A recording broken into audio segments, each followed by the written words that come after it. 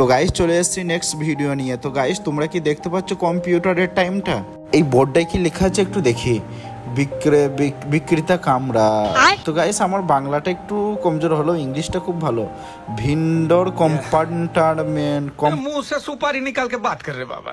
আজকে সকালে খেজুরের পাতা দিয়ে জিভটা ছেলা হয় নাই তো, তাই একটু আটকে যাচ্ছে। কই কামরুলকে দেখতে পাচ্ছি না, কামরুল আবার কোথায় গেল?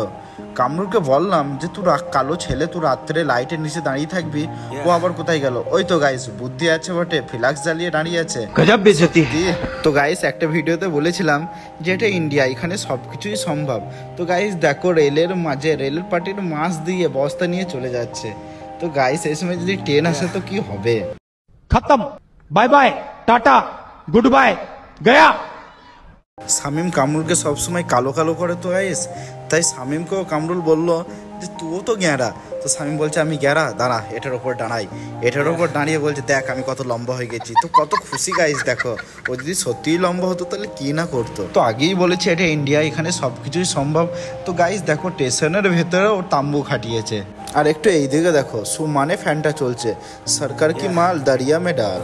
ये बड़ी अच्छी बात कही आप। তো এই স্টেশনটার নাম হলো বনকাপাসি, আর এটাকে আমরা বলি বনকবাসি। আমরা বাঙালি গাইস, আমরা যেমনটা ভাবি, আমাদের যেমনটা মনে হয় আমরা তেমনটাই বলি।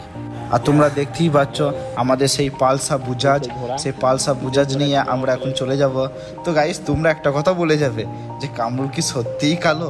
শামিমকে ওকে কালো বলে ঠিক করে? আর তোমরা কমেন্ট বক্সে অবশ্যই জানাবে যে কামরুলকে রাগানোটা শামিমের ঠিক হচ্ছে নাকি।